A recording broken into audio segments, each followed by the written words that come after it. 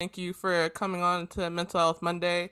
This is something that I really am passionate about and want our fans and audience to be able to hear from your perspective on how you're able to endure and overcome everything that you've been through, because everybody goes through their own little journey. So can you go ahead and kind of introduce yourself and let everyone know what team you play for and so forth? Yeah, so I'm Amanda Zahui, Zahui B. I played for the LA Sparks. This was my first summer in LA. I spent Welcome, 5 years, welcome. gang, I guess. Yes. I spent 5 years with the New York Liberty, and then I got drafted in 2015 to the Tulsa Shock. So I just finished my seventh season in the W, which is mind blowing. Because Man. the average like years of a player being in W is like 2.5 years. Do they go overseas just right after, or is it just done, Like basketball career done? I think most people like go overseas, but some people just like becomes coaches or do whatever they are Mm. passionate about outside. But yeah, I remember Candace Dupree told me that a couple years ago we played a chaperone in Hungary. I was going on my fifth or fourth year, fifth. And she was like, yeah, like she was going on the 10th or something. And I was like, damn, like you really played for a long time. She was like, well, you did too, compared to like some people, because the average year is like Facts. 2.5 years. And I was like, that don't make no sense. But then she was like, besides those people that like the DTs, the Right. Stewie, the BG, like the ones that have like the Alyssa Thomas, the ones that have like a set spot. Yeah. Think about it. Like it's like two spots in each team, maybe three, and they just be, yeah, it's kind of wild. It's very wild. What? Yeah, so I'm low key a OG. Man, you're a vet. How does it Not feel? How does it feel being getting that title? Like you're a vet. But you're only like um 27, right? 28. Okay, 28. We love that. We love that. Almost 30, girl. Um, Honestly, like the only year I felt like I was like a vet was the year in the bubble with New Mm. York, because we had, what was it, five or no, 6 or 7 rookies. Um, so me, Leisure, and then Stokes had the most years. So that's the only time I felt like, all right, I got to put on like my big girl pants and Yeah. trying to lead the squad. Um, and then coming into like LA, like you have NECA, the president, you got Christy Tolliver, Right. NBA coach, like you got Shanae, like you know what I'm saying? Like you can't just walk in and be like, all right, squad, hear me out. Yeah. Like you sit back and you follow their lead and then you adapt. So that's kind of like how I've been moving, and I don't mind it at all Right. because their leadership is on point. And like also like I came in thinking like I was gonna play with Simone. And Yeah. like Yeah. Simone, a lot of people don't know this, like she knows, but like I saw her play in the W and I was like, I'm gonna play with her. Like You manifested Simone, that. Simone Augustus, like is like I would say the reason to why I'm playing in the WNBA, because I didn't know about the W. I watched them play in Russia, like EuroLeague, because I'm Whoa. European. Right. So I was watching like Sil, Becky, Lauren, DT, Sue, everybody when they were in Russia killing it. I Yeah. never watched a WNBA game until like I committed to Minnesota, Universal Minnesota, and then Simone Augustus with them baby locks. And I was like, hey He said, "Wait a girl, minute." yeah, bro. Like, so I was like, all right, cool. I'm gonna play with like legends, Right. like, That's dope. you know. So yeah, I'm really not of it. I'm Hey. in the background, girl, but yeah. Nah. Hey, I respect it. Look, I respect it. You're very knowledgeable. You got some years put into the game, like very respectable. Yeah. So you were talking about how you didn't even really like grow up with the WNBA. So how was it for you growing up in Sweden? I mean, it like I just talked to my squad out here in Fenner. Like we packed right now. We got me, Elizabeth, and Kayla McBride and Alina Yagapova. And we got Jasmine Thomas, Kia Stokes, Satu Sawuli, and Bria Hartley coming. That's I don't think sick. I missed anyone. Yeah. But so me and Kayla was actually talking about that yesterday, being a biracial kid and like living in Sweden and just growing up. And I have the greatest parents on earth. Yeah, that's Like, cool. you know, they pushed me towards whatever I wanted to be. Um, and they always spoke and manifested greatness into me and my brother, my younger brother, when we were growing up. Um, we can be and we will be whatever we put our mind into, and they got our back no matter what. Um, and it was never like white or black. Like I Right. never had to pick like if I'm hanging with the white kids or the black kids. Like I am me, and I am extremely much taller than everyone else and Yeah. bigger. Um, I'm loud. That's just how I am. I was more extroverted when I was younger, so like people heard me. They Mm. not only did they see me, but they heard me. I was laughing loud. Like I have big hair, a lot of freaking hair. Yeah. Um, I was 2, if not 3 heads taller than everybody else. So like people were Man. looking, people were talking, but like I remember walking like at one point, I remember walking like from the subway and I was just like really like stretching my back. And I was like, damn, like I am proud to be Amanda Zahui. Like my parents like taught me to be proud of who I am. Right. Um, and also like never be quiet, like for what I stand and believe in, right? Or Wow. for like you always show everyone respect. If you have shit, you share. Like it's that simple. You greet everyone the same way. You show everyone respect until they disrespect you, and then you cut them off. You don't even have to disrespect them. You just cut them off because it's Mm. their loss of a blessing. Um, you know, my younger brother plays soccer. He came out the womb with a soccer ball. Like I tried everything else. So it took me like 10 years to figure Yeah. out what I wanted to do. Um, So they would pick us up from school, like when we were younger, take us to practice, come home, dinner was ready, we did homework, we showered. Um, we had every dinner, we had family meetings, like what did we learn in school? What did my parents found out at work? What are our thoughts and feelings? Right. What do we want to get better at tomorrow? What do we want to change? Did we meet someone that put a smile on our face or someone that aggravated us? Why? Yeah. Um, Seem very every week open. very open, very genuine questions, and conversations at an early age. Right. We didn't have a lot of money, right? Like a lot of people, but my parents always made it happen, Man. right? I Yeah. never had to be hungry, because my dad was working 24 hours. My mom, my mom was studying at the same time as she was working and getting her license. And like it's sweet. In the US, it's easy to get your license. Like I just walked in and told her to the DMV, I was all right, I want my license.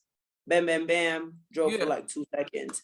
In Sweden, it's thousands of dollars, hours of studying, and you have to be like in class to study. You can't just pull up and be Oh, like, I want to take my wow. license. So they were doing all of that during the weekends. Aaron got a game at 9, right? Kids always have games like mad early, like 7. Yeah. I bet the whole family's up. We all eating whatever, oatmeal, eggs, or whatever. Cool. They packing our lunch and our snacks. That will take me to the gym with mom earlier because I'm on this side of town, Aaron's on the Hmm. other side. Them drive them there. We were sitting at watching games. Mom was drinking Man. like Yeah. cross. Like I had the best child. Like my parents really did that. Like I can talk about them for Wow. hours. Like they did that, and like that's okay. Like yesterday, like they only missed one high school game. One. And Yeah. I moved to a different city for basketball. So I lived by myself when I was 15. I was about to turn 16. They missed one home high school game. Like What? I'm never gonna forget that. Cause I was like, damn. And then my friends were like, bro, my parents like made it to one. Yeah. Like, perspective. Right. No, that's important. Like I feel like I can really resonate with you on that because same with me and how my family are. We're super close knit. My parents have Mhm. really like grinded for us, provided for us for pretty much everything. And you know what's crazy is like they make it look easy, right? And then I'm getting older and I'm like, first off, I'm over here at 25 and y'all had a house? Right. Like in a family? What do you mean? So it just puts everything into a little bit of a perspective, and that brings me to when you were on your own, was it hard for you to, keep those strategies like instilled on the daily? Or like how did you maintain what your parents have taught you through your own way of growing, if that makes sense? Yeah. I mean, I remember before I moved to Minneapolis to go to school, my dad, he has these ways of he's like, all right, I need to go to the store, come with me. And that's his way of like us having an individual talk, like just talking like father to daughter. Um, and I remember before leaving, I left on December 25th, 2012. So like on Christmas, right before that, he was like, all right, I know you're very opinionated. You speak your mind, you don't hold your tongue, but you need to know that America is not going to adapt to you. You will have to adapt to America. You have to learn a whole new system, a whole new culture. Yeah. He was like, while learning how to do that, you can never lose sight of who you are, where you come from, and who's with you. And Mm, that's something that is still stuck with me, no matter where I am in the world. Like, all right, I'm gonna voice my opinion. I'm gonna let you know exactly how I feel, and I'm mm-hmm. gonna hold my ground to it. I might have to change the way I say it Right. so that you will understand me, because everyone do And not speak digest it. our way, Yeah. right? But in the midst of that, I am never going to lose sight of who I am and what brought me here. So that's kind of like how I've been moving through life. Um, I mean, it was hard, especially like being so young, going into college on the other side of the water, like the other side of the world. Mhm. Um, By I yourself. remember, yeah, I remember it was some game and it was like closer to Christmas time. And all my friends was like, most of them were from Minneapolis. So their parents came to the games and like they would go home over the weekend. And I was like walking. Anyone who knows like the U in Minnesota is huge. It's like 54,000 students. So like it's a big ass college or campus. So I was walking back and I was like, damn, like I really miss my family. Like, and that is one moment that I'm never going to forget because it was like I could have gone to a party and turned up with the people that was still there. But I was Hmm. like, I miss my family. Like I'm gonna go home and do something that my family would do. So I cooked and watched TV. And it was like peace, you know? Yeah. Man, that's So that's a great point. Like, I don't think people realize the struggle of, having to go over the water and leave your family behind. We always see it from the American perspective of like leaving America to go overseas and having right. to change the culture, but we never really hear someone that's, you know, born internationally, lived internationally, coming to the States and seeing like a little bit of the difference from there. So that's also a great perspective. And, that brings me to, what made you start becoming more of a mental health advocate and, going in more into that space of like peace and Yeah. everything? So I mean, like I said, like we always been open of like how we feel and why we feel it in my family. Mm-hmm. Um in high school, my senior year, my uncle actually committed suicide. Mm-hmm. Um and as African and West African, it's like even in the Black community, like Black people do not have mental issues. We are strong. Our ancestors went through slavery and oppression, and we don't feel weakness, right? So it wasn't like we couldn't talk about it. But at first, they told the whole family, like, no, he died of heart failure. Really? And I was like, no, my man was pretty healthy, you know what I'm saying? Yeah. Like, and then it took them a while, and then I remember my mom sitting me down with my brother, my younger brother, and they were like, all right, like this is what really happened, Mm. right? So that really hit home because I was like, why didn't he say anything? You know, why couldn't he just say that he wasn't feeling well? Like, Right. what did we do wrong? Right? So you go into that questioning of self rather than they were just not okay. Yeah. Right? And there's nothing I could have done in that situation because my cousin actually walked in on him. So like, and she's 1 year younger than me, right? Yeah. Um, so then I started like thinking about like, damn, what did I do wrong? Like as a child. Um, How old were you and during then at the time? what I was 17, 17, Ooh. 16, 16, 17. I was still pretty young, like a Yeah. young adult, right? Yeah. Um, and then I never really worked through that grief, right? Because we don't really talk about it. Yeah. Um, and then fast forward to 2015, I'm living in Tulsa. It's my rookie year. I got drafted second. I'm on top of the world. I'm playing with Skylar Diggins, Odyssey Sims, Tiffany Jackson Jones, Flint Pearson, like Fred Williams is my God. coach. Like, right? I'm playing in the WNBA. Like, I'm 1 out of 2 from Sweden playing in the W at this point. Like, I'm lit. We from the same city. We from the same hood. Me and the other girl, Faria Abdi. So it's like, you know, I really made it. Like, Yeah. I did that. I left early. Like, I'm the first game of the season. We go to Minnesota. I go back to Minnesota, and my coach comes to the game. My college coach, Pam Borton, and she was like, "Yo, like I'm gonna come visit you in Tulsa." And I Mm. was like, "All right, bet. Like you're welcome. Come Yeah. through." And then another family friend was like, we landed, and we actually had a back to back. So we played Minnesota, then we played Chicago. So we went to Minnesota, played Minnesota, then we came back the next day, went home and napped, played Chicago that night. And our family friend is there, Daniel Prince, who actually like helped recruiting me to go to college. Mm-hmm.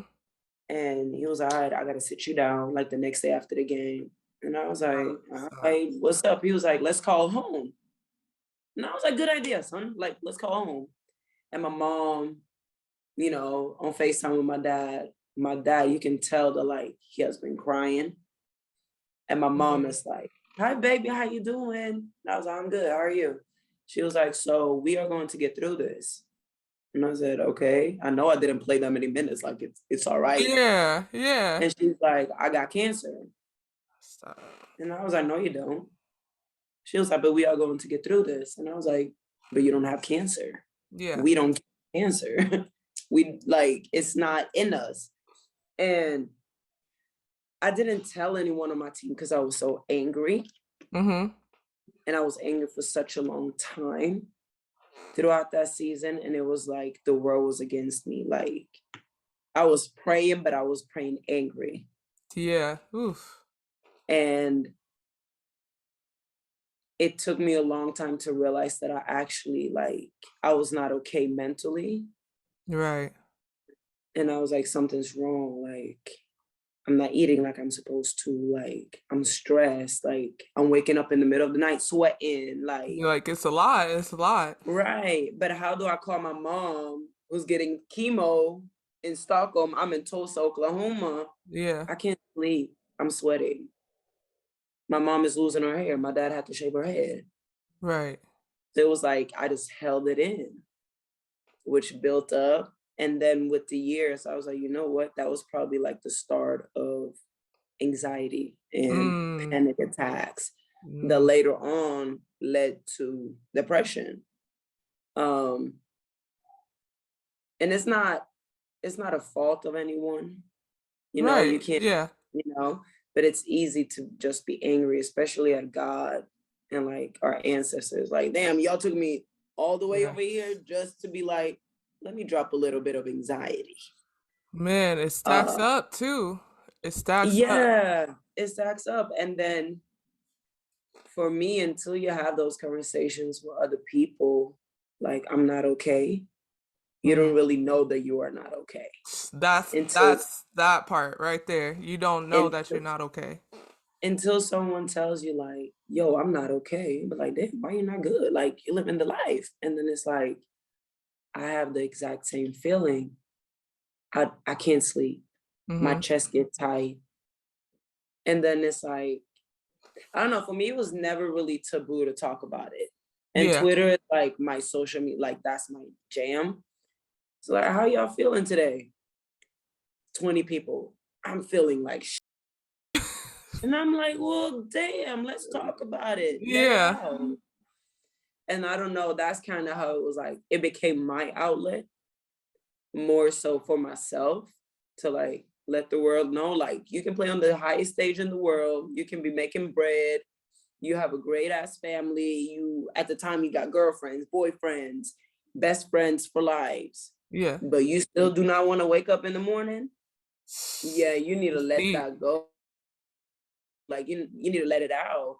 And for me, having those conversations, sometimes it's easier to have with people you don't know, Mm. right? Mhm. Like people that you don't see every day that will not judge you, look you in your eye and be like, you know?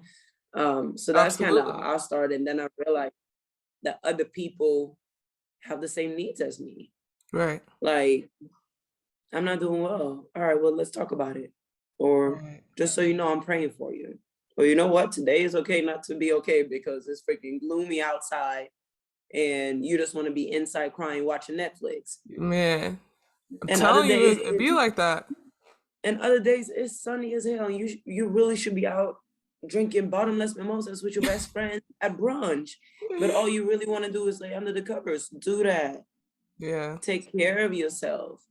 And my best friend, I'm being very vulnerable now, but the other night, my best friend plays in Spain. I'm 1 hour ahead of her.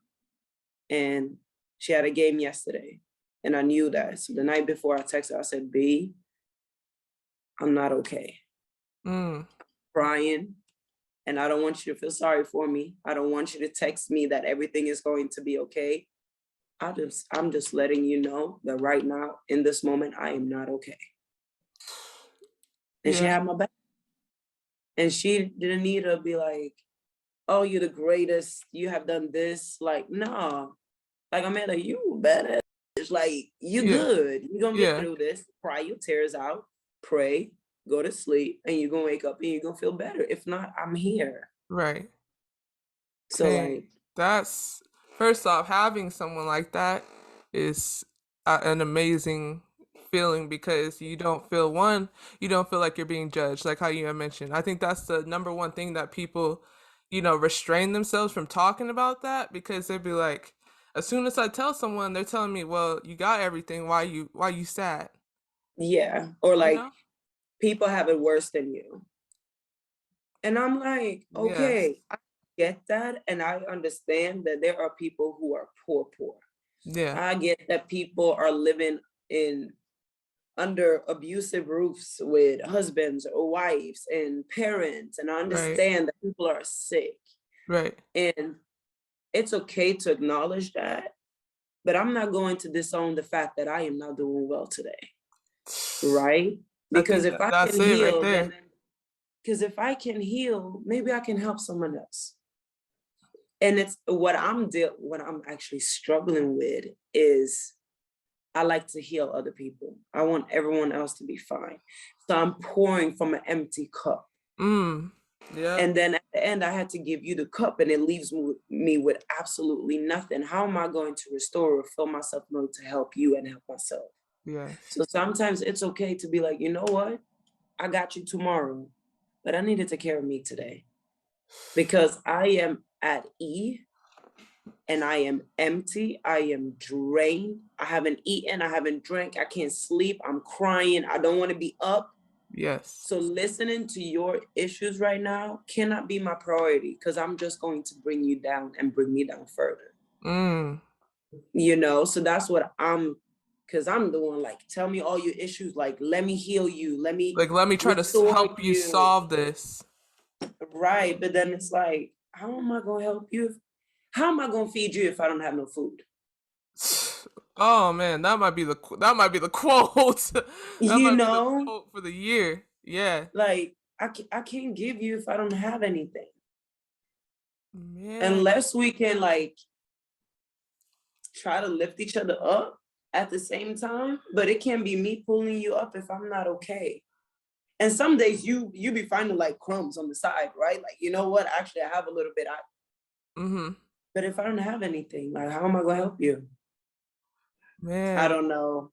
It's taken a lot of growth to get to this point. That's what I was about to say. I was gonna say for someone that is more reserved and doesn't know how to communicate that to, maybe a friend or family members, what would you suggest for them to do to start working on that? Um, Like how you said, like how you're not available to, really help at the moment. Like I what are some would. ways? Well, I like to write, so I write, and I write in the matter or in a way of how I think. Mm, So, like, when I journal, I'm like, I know nobody gonna read it, but I can't help Binta today, my best friend, right? And putting it out into words, like, really makes you see and feel it in a different way. And for me, that gives me courage. You know what? Like, I feel it. I thought about it. I had to think about it again because I had to write it out. I seen it. I read it. It's real. mhm. So repeat it to yourself like today I'm empty, but I'm gonna fill myself up. Right? That's all you have to say. Like, you know what, be like, I'm empty today. Like I can't help you. But I'm gonna work on me so I can help you tomorrow. In order to help them, you have to help yourself. And it's like I have to see the worth in me. Yeah. Because the amount of times that I've been told you ain't worth, and I believe them, those are the times where I had to start. That's the times where I cut people off that actually meant something because I believe the negativity and the demons rather than just like, you know what, you here and you go blow by with the wind. Yes. Because my How'd you ancestors develop did that not. though? Like how'd you start developing that self-worth? Because that's a real hard thing to do. It is. So I like to write. I love to read. Okay. So I read. Um, and I have no issue sitting in my own silence. Same. I'm an overthinker. So every thought that like most people be like, shit, what could it be? I'm hungry, right? It's a thought and it goes away. I think about it 14 times. I'm hungry. Why am I hungry? What have I eaten? So I hear these thoughts. Yeah. So Mhm. Coach Fish actually said, and that's something we try to, go by every day in practice in the games, like don't listen to your thoughts. Like don't listen to them because they come and sometimes they negative, but rather talk to yourself in a mirror that you actually love and care for yourself. Like the person they, if you would sit across from a table with someone that you love and care for, how would you speak to them? In a Very loving genuine way. and nice. Yes. Absolutely. And you got to be that person. And for me, it was so easy to understand that because I'm constantly having conversations with myself. Mhm. So like learning, I don't even know how I got to like I love me because I wouldn't say I'm insecure in me, but I know that obviously I have flaws. Like I struggle. Self-worth is something that is like I'm actually struggling with. Like, am I really worthy this? Um, but just, writing it out and having conversations with myself, like, you know what? Today's our day. Like, we're gonna do this.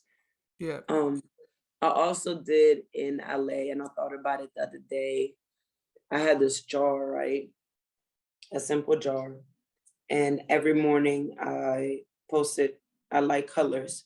So posted cards on, I Yeah. would just take a pen and I would just write, I'm beautiful.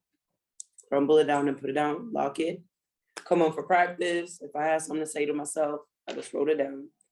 Before I went to bed, the morning and night are like the times I always wrote something. Right. Wrote it down, put it down there. And it's only positivity. Mm. It's not like I'm not feeling well today. It's like you just You're Yeah. beautiful. Your weight is perfect. Yeah. Like, you gonna make all them layups. Like, positivity, right? And the days that I didn't feel as strong, I would go to the jar, and I had my jar and I had 2 candles there. Oh, I love that's candles. smart. And I would go there and I would just pick one up and I would read it, and I would read it quietly first in my head, and then I would say it out loud. And the times I would go to the mirror, even if I did not believe what your way to, you have a beautiful body, Amanda, right? Yeah. I'm like, no, You'd be like, hold I'm not on. feeling it. But I would go to Yes. the mirror and I will say it and say it and say it until I saw a little smirk or smile on my face. And then I will say it again, and then I will put it back. And then if I pick the same note up another day, then I will do the same. I don't Man, know. that's smart. No, that's actually very Pinterest. smart. Shout out to Pinterest. Oh, for real? Hey, yo, we Sponsor need me. Pinterest to sponsor. I was about to say that. We need a sponsor ASAP. What? We need it today. Today. That's genius. No, that's really genius. Words of affirmation for Yeah. yourself, you know? Oh my gosh. There's so many times of like where like how you said, even I'll be chilling and sometimes I'll be like, why are you chilling? Like you have so much stuff to do. And then I have to remind myself, why am I being so rude? Like I would never talk to Yes. anybody like that. Like at Yes. all. And then if I Like, even heard someone saying that to someone, I'd be like, "You're out of pocket. You're being disrespectful." So I'm like, why am I doing this to myself? yeah.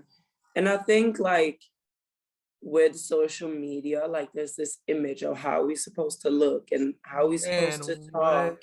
Yes, And then it's like, well, I'm not none of those things. Let's be real. I don't look like none of these IG models. Not a single one, right? me either.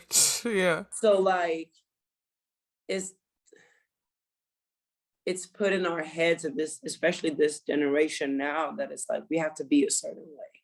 We have to always go after our goals. We always have to be in the gym and half naked, taking photos in the mirror, right? I'm not saying that's wrong. That's just not my thing. mm-hmm. And sometimes it is okay to sit on the couch and watch Netflix and be in sweats and feel like, a little bummy. And it's Absolutely. okay. Because in order for me to reach my goals, in order for me to be who I'm here to be, who I'm put on this earth, Right. sometimes I have to take a break. And my journey is not going to look like yours. Period. Like, I'm not going to be out here poking out my butt. One, I do not have a butt. Two, that's not meant for me. Like, it's not meant for me. Yeah. I don't know. Self-awareness also is one big thing. Do you feel like all of this translates onto the court as well? Like it goes hand in hand?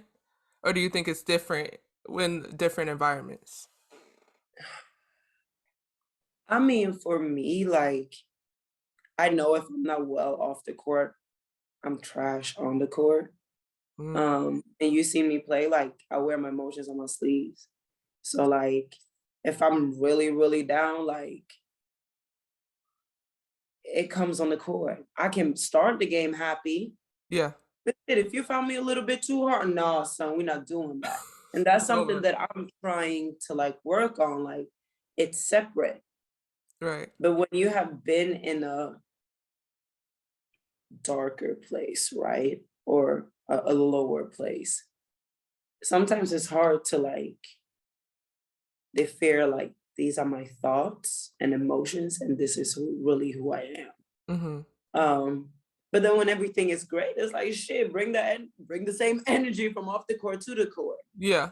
Um, but what you said, like, depending on who around you, that's a big one for me. Yeah. I keep my circle extremely small. Um, my circle is a representation of who I am and what I stand for. Mm. If you do not have ambitions and if you are not here to bring me and lift me up and become a better you, then we cannot ride on the same boat. Yeah, that takes a lot too to It identify. takes a lot, but that's self-awareness. Right. Where do I want Absolutely. to go in life, right? Who do I want to be? What is my purpose on earth, right? I'm 115% sure that my purpose on earth was not to play basketball, but rather to bring my ancestors and God's life into other people's lives, Mm. right? And So, amplify it through the platform of basketball. right, so do it Yeah. through basketball. Now I'm blessed with these skills and this body that I can play basketball, living my dream on Mhm. the highest level in the world with the best players in the world, Yep. and at the same time bring light to other people. The reason why I'm here, right? Right. Like, you know how often we get people walk up to us or we get DMs and messages like, you made me smile today. Like, thank you. I enjoy watching you play. Even if we lose by 455 points, I made somebody smile today because whatever God did and my ancestors did in order for me to be here, they felt it. Absolutely. And that's why it's so cliche, but it's more than basketball. Man, look, I'm so happy you're saying this because even when I was playing, right? Like there was so many stuff off the court that affected me playing on the court, but there's some people that use that as energy to play well. But it's good to hear that sometimes, you got to take care of what's off the court in order to really be superior on. And I don't think a lot of people talk about that, talking about like, you can't always just use your anger to, gas you up. Like that gas No. is gonna run dry real soon, depending on who you are. It doesn't fit everybody. Like that model, that logic doesn't fit every athlete, every person. So I think that's super important for you to mention. Yeah, and like I haven't graduated yet from school because I left early, but I was studying African American studies, and I love history. I always loved history, and that's why I said in the beginning, like it's almost taboo for Black people. We're not allowed to feel trauma. We're not allowed to feel pain. We're not allowed to be angry, right? Mm-hmm. And I learned a couple of days ago, honestly, watching Their White People, that Black people, pain and trauma is in our DNA. Mm. It's in it. And it's not like PTSD, but we have brown and Black bodies have suffered for so long that it's in us. And it's also in us to not feel it and to talk about it. Yeah.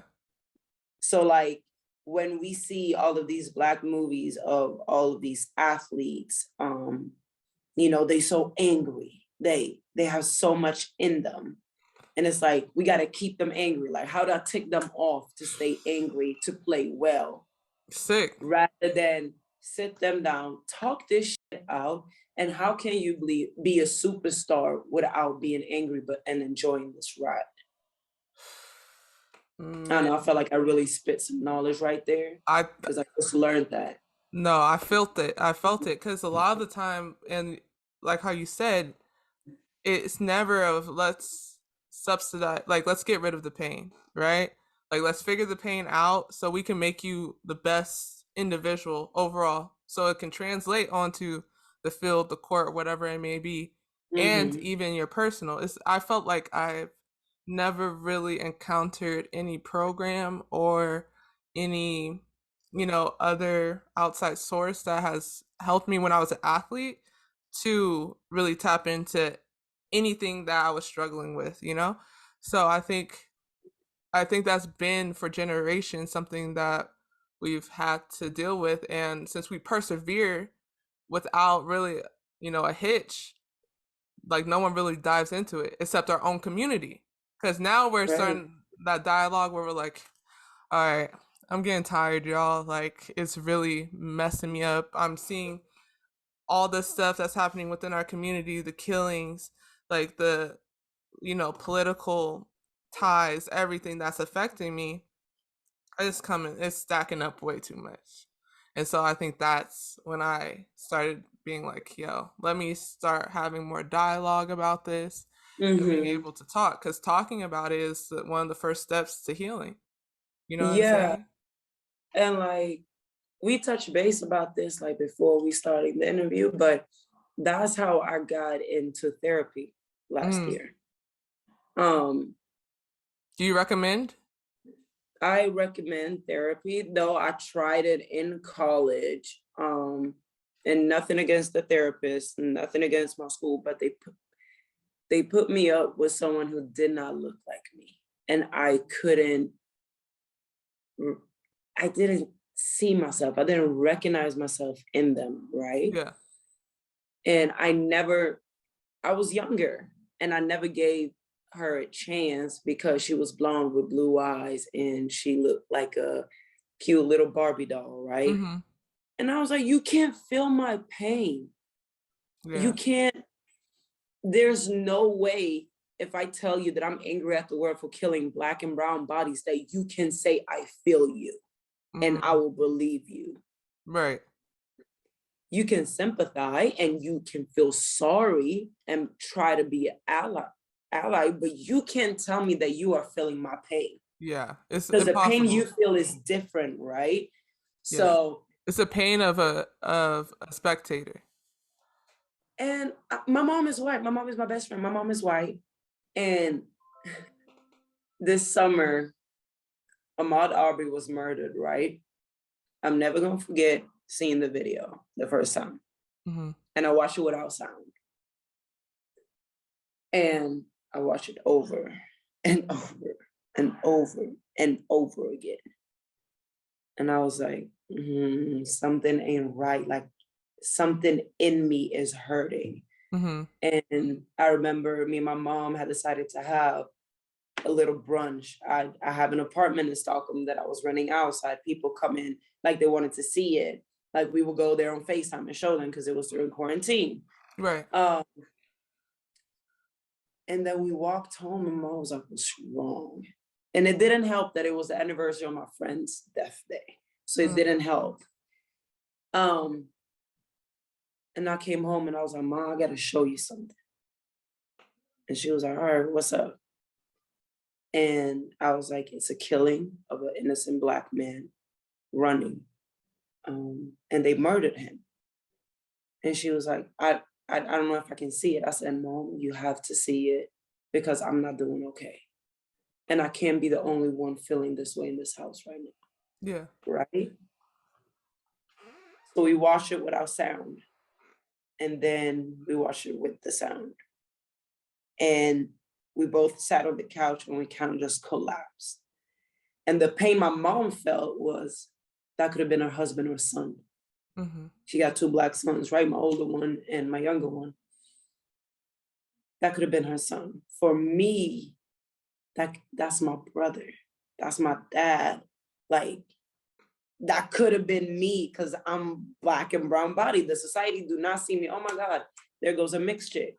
Yeah. No, the police stop me because they see a Black woman. And then I have my privileges because I'm light bright, but they probably not gonna ask, they probably gonna shoot first, right? And that murder and that killing, pretty much when I listen to it with sound, when I watch a video with sound, I've never felt depression, darkness, drainage. I think that's the word, like feeling drained, anger, confusion, all at once. Like it was like the shots fired, and like right after, I felt like I died. Mm-hmm. Um, so I was under contract with New York Liberty, and that's something that I applaud them for because we had these Zoom meetings where we were going, over the plays, preparing for the bubble. And Walt Hopkins called me and he was like, how are you? And I was like, you know what? Great ass question. I ain't gonna lie to you. I'm fucking shit. I am not okay. So instead of talking basketball, we talked about police brutality and Black people dying on the street and mental health.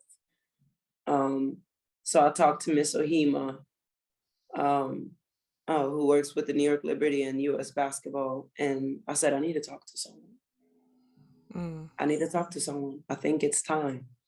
So she asked me if it mattered, and who it was, and I said, yes, it matters.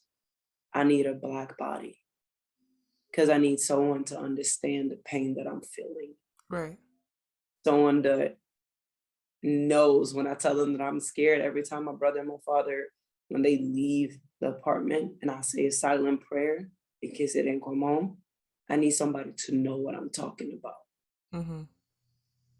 And that's what helped me. And I've talked to Dr. Blake now ever since.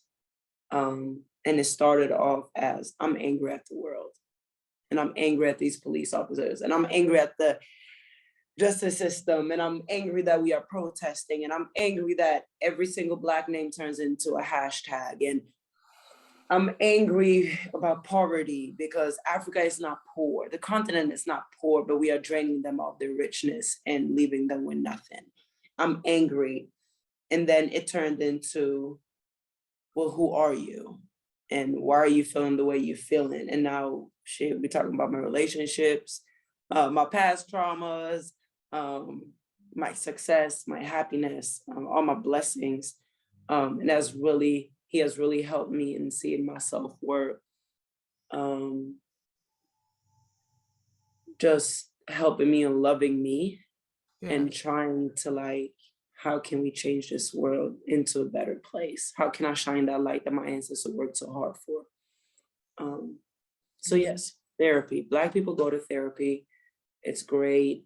I remember telling my dad, like, I have a meeting. And he was like, what kind of meeting do you have? I was home and I was like, I got therapy. And he was like, why do you go to therapy? Mm-hmm. And I was like, he was like, you okay? Like, you are fine. You live in your dream, right? This is a West African man. And he's very open-minded. My dad is really open-minded. Yeah. And I was like, because I got shit to talk about. And it makes me feel better. And Absolutely. I liked my therapist. And he was like, all right, but you can talk to me. I said, I know I can. That's the Right. beautiful part about it. Now I can talk to someone else and I don't know how to put it on you, Mm. you Mm. know? That's important. Yeah. Yeah. No, you made some like I can't even take one thing out of what you said, like because I feel like all of it is just so relatable, you know? Hmm. And I think it's so impactful because all of us went through that. And it was like the crazy thing about social media too is that we're starting to see this and the way that it's being kind of portrayed and being released at a time it felt I started to feel desensitized. So I went to kind of like the opposite side of where I'm like, okay, there's another killing. I'm like, why am I saying it like that? I'm like, it Mm, shouldn't, this isn't even normal. This is not normal at all. So for yeah. me to say, oh, dang, like another shooting has happened. And It then almost got to the point where it was like they killed another one. Like that's what I'm, that's how it felt like, all right, hashtag whoever. and it's just like How a fucked up cycle. is that? It's sick. And then like when I'm talking about it now, it's more so like that's not okay. It's Like that's not. not normal. Like this is something that for a long time has been happening. It's just now that there's light shined onto it and then seeing that there wasn't a lot of repercussions being done to it until we had to push and use our not even like our real voices but the voice of like social media and all this stuff like applying that pressure, then a little bit of stuff started to happen, but it took a lot of time. Yeah. And like we kept seeing it, right? It's almost like you became numb to it, right? Yes, You exactly, felt numb. exactly. You woke up and a video was released and you saw another Black body laying on the ground. You kept hearing mothers' voices screaming, right? Mm-hmm. So my question today is, and I know there's not a real answer. Well, my answer is that society across the world do not respect Black and brown bodies. Mm. And the reason, not saying, well, we have slavery and X, Y, and Z, but they do not show, the media and the news do not show white bodies getting shot because they are protecting their mental, because they know that like they can talk about it and then go to therapy, because it's nothing wrong being white and talking about your feelings and emotions. Right. But being Black, you are not supposed to show weakness or pain or sadness. So it's a way for whoever's up there, not God, but like the government and to slowly kill us, to numb us. Because they know it's taboo for us to go to therapy. Yeah. We definitely shouldn't take antidepressants. They Yeah. know we're not talking about our feelings and emotions at home. So let's just put more shit on them. Yeah. I think It's that's like when we that's how started our breaking. brain works. So now it's like, y'all really don't with us. But I'm gonna be the person that, you know what? No. I take antidepressants. I'm talking to Dr. Blake. I talk Mhm. to my friends about my mental health and my well-being. I'm asking them how they do. Right. The amount of times I've asked my friends, how are you doing mentally today? And they're like, nobody asked me that before.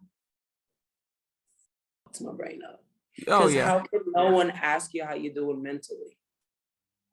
Because I think it's such a generic question that we're usually being asked is, how are you doing? How are you? But that's like a starter point of a conversation that's been like, Yeah. thrown But how into our many, okay, lives. so let me challenge you. How many times have you asked your closest friends how they doing mentally? Oh, I don't want to say that I don't have a lot of super close friends, but the close ones, I think I wouldn't start the conversation off like that. I So don't think I've started it like that. so I've gotten to this point because I realized how important mental health is, that I'd be like, all right, how you doing? Yeah.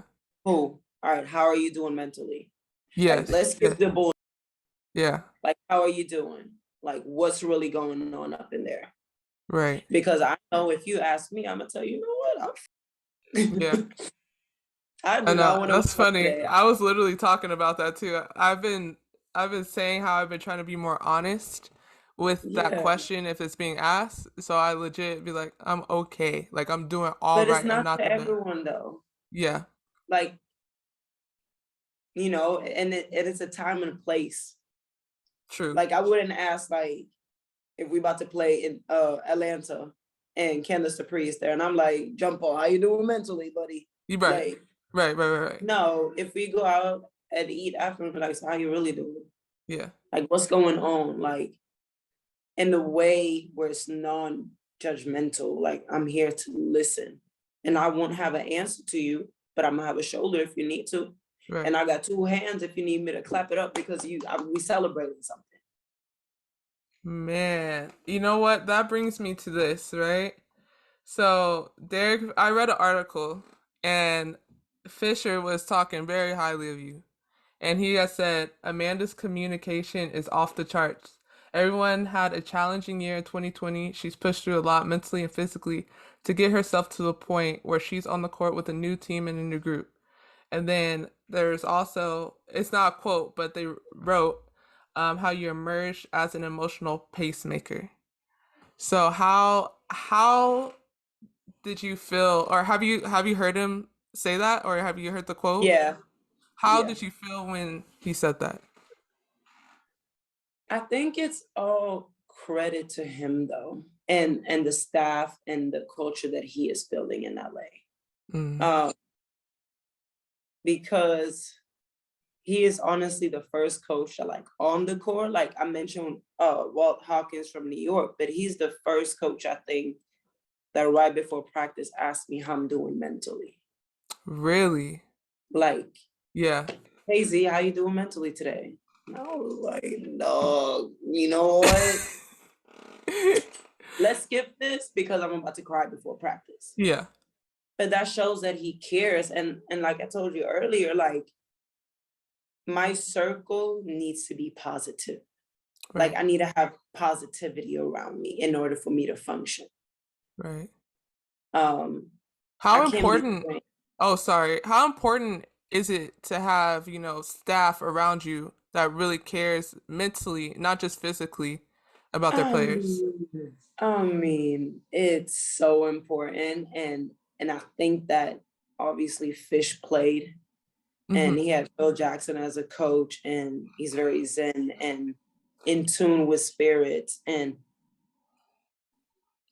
I think Fish is really translating that into culture, where he's like, we can't be great on the court if we are not great off the court, right? And the end of the day, we are Absolutely. human beings.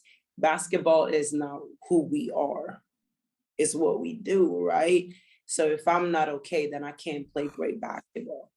Um, and like even with Coach LT, like we talk about I'm really much into like spirituality and signs, and I'm learning more about crystals and money. Simone is the same way. So, right, like Nia and the two of us have talked to them about just like the spirits, the retrograde.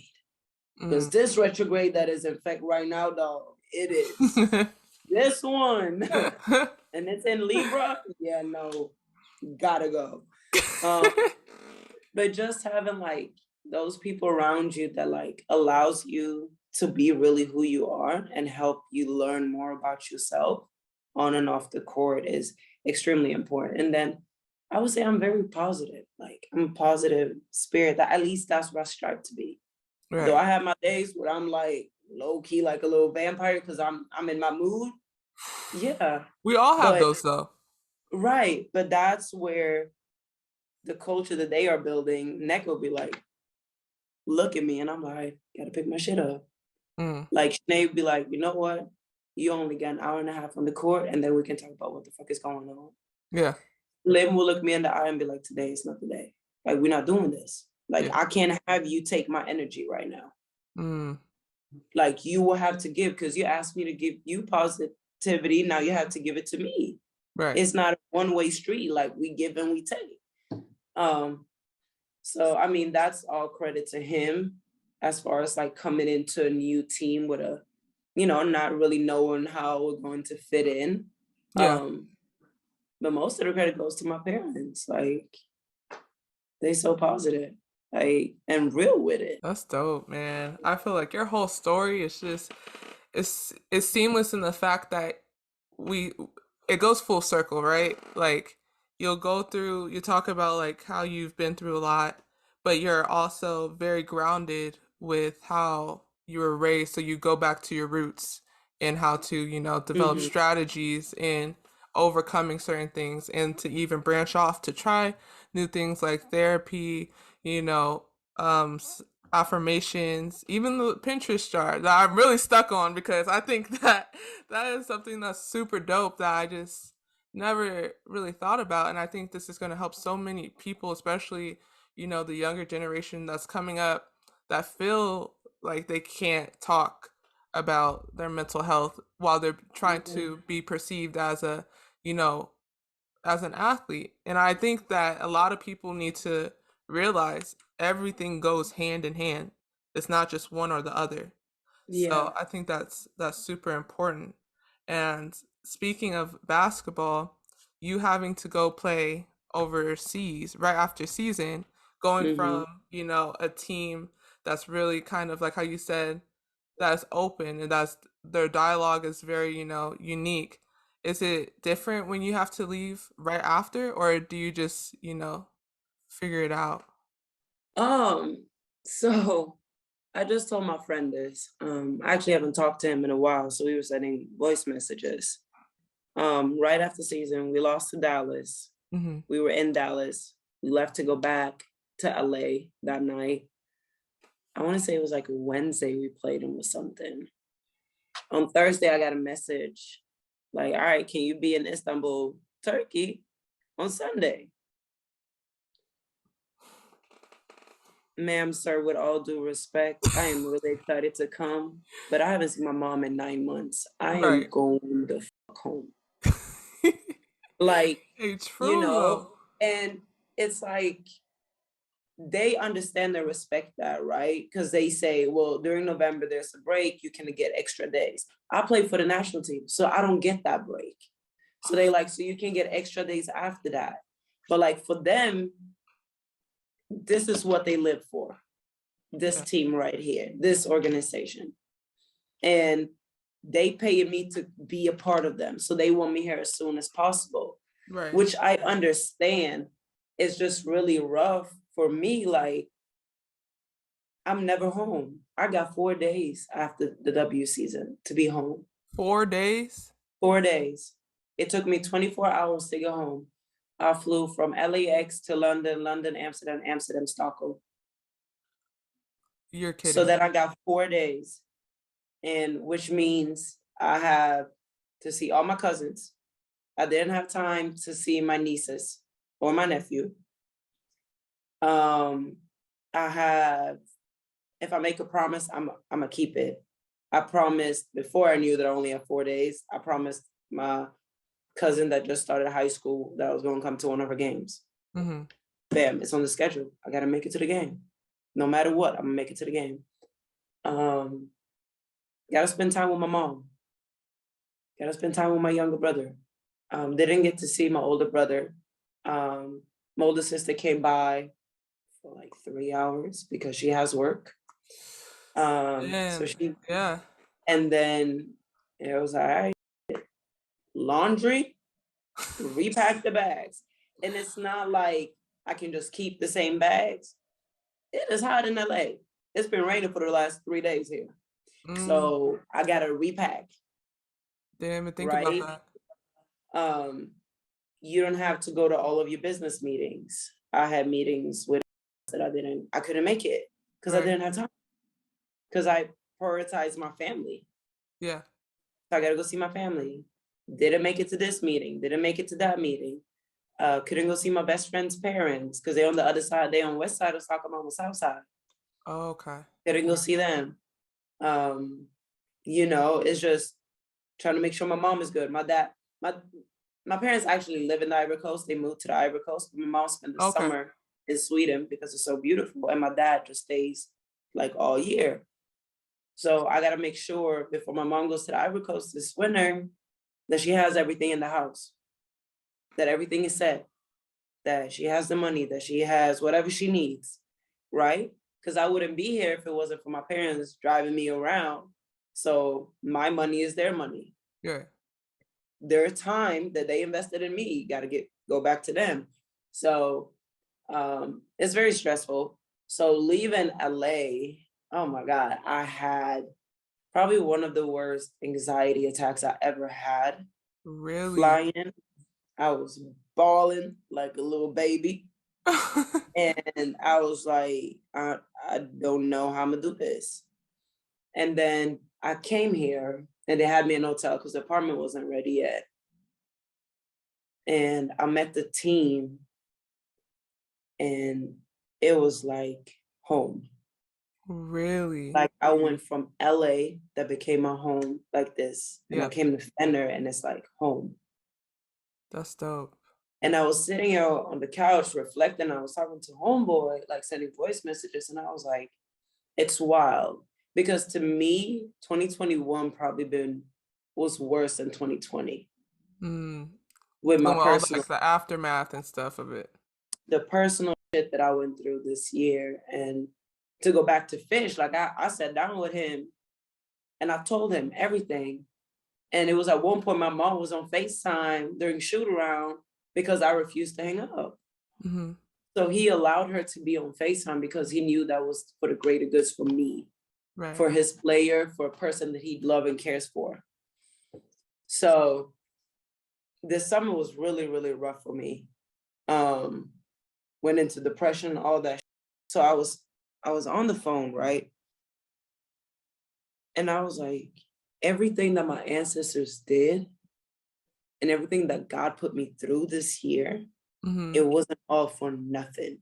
Because I can sit far away from my family in Istanbul and say, you know what? I'm home. Right. I'm happy. I feel good. At this very moment, I feel at peace. right? The same thing in LA, because I got genuine people that care for me, Right. that do not just want me to be a product of their team, but they want me to be a good ass human Yeah. that I will learn and grow. I'm so grateful to be here. And I Right. can't wait for my family to come visit me here, just like I can't wait for them to be able to come to LA. Um, but yeah, like this life is hard because like most like WNBA players, they are Americans. Mm. So at some point they get to go home or their family comes and see them. Yeah. And it's like, all right, overseas is hard. Like it's hard already. But then it's like, But I'm mostly overseas when I'm in the US. So my overseas is like America. yeah. And then when I'm in Europe, I'm just still far away from home. So 9 months, we going on 10. I got to see my mom 4 days. And I probably won't see her until like May, April. I haven't Really? seen my dad yet at all. Besides just like FaceTiming and calls. Me and my dad have this thing. I moved out when I was 15, about to turn 16. Right? Yeah. Every Friday, we on FaceTime. That's our day. Really? Hey, Every that's day. kind of Every dope every though. That's Friday. dope. Every Friday. Wow. Amanda, man, what? If there was one piece of advice that you can give to someone that's watching this that's, going through something similar, what would it be? It's a deep one. I had to get It, you with the deep one. We're yeah, gonna I end it was out like like, that. Yeah. someone that's going through, like, do you mean like that lives overseas or like, because you have to break that up, or just like True, anybody? true. I would say because we're more so, talking about the mental health perspective, just Yeah. someone that's, going through it, but as well dealing with the adversity of being an athlete per se. Okay. So the first thing, I reposted this on my story yesterday, and this goes to anyone. And it said, I'd rather listen to your story than attend your funeral. Mm, So whatever you're going through, like there's always someone there that's willing to listen. Um, and you will get through it, and it's going to hurt, bro. Like it's going to sting a lot. Um, but you are not alone, even when you feel at your loneliness. And yeah. like you got it. Um, and if you're doing it for anybody, do it for the younger you, Mm, for the one that once had a dream, and now you live in it, even if it's not looking the way you wanted it to look like. right. You're still doing what a lot of people pray that they could do. Um, and also reach out. I think that's like reach out to the people that you love and care for. Tell them you love them. Um, let them know how you truly feel, right? I think often we take every day for granted, like, all right, I'm about to go to practice tomorrow, da da da, da, but you never know. Let somebody know how you truly feel about them. And love on yourself. I think one of my friends, I'm not gonna name them, but I was having a day in LA, and I was like, you know what? I know you probably think that I'm an alcoholic because I've been drinking wine every time we talk. I'm not. I'm just yeah. going through it. And they made me promise that I should never apologize for Mm. taking care of me, And it's like sometimes you just need to drink a bottle of wine. Sometimes it just be like that. And it's just as simple as that, as long as you take care of business. So it's like take care of you and That's love on important. yourself. Yeah. Oh, I have another one. Sorry, because that was a hard question. You can't Yeah. just like You're ask right. one. That was hard. And I'm not gonna I'm a lie to talker you. right now. Um, Cleanse your circle. I'm a firm believer in sage. So I got my little sagey here. I don't know if you can see. Okay. I bring my sage with me, but cleanse your circle. For the people that don't lift you up and don't bring you down, or lift you up and push you further, but only bring you down, it's okay to cut them off. Whether they are your day one or your aunt or your mom or your brother, um, your girlfriend or your boyfriend, cut them people off. Because in order to be okay, you got to be surrounded with okay people. Yeah, absolutely. So, yeah. Dang. I think that's the mic drop right there. I think that's the mic drop right there. That was some great, insight. And I want to thank you so much for being a part of this discussion. And it's just so true, like truthful and honest, which is rare, super rare to Yeah. see, because it is okay to be vulnerable. It is okay to talk about your experiences Yeah. unapologetically and, just start this dialogue, which I such an advocate for, because I wish I was able to hear people like you or someone similar when I was a little bit younger or in college, so I could Hmm. be like, okay, this is normal, and not feel like I'm like an outsider. So I think this was amazing. Yeah. Thank you. This was great.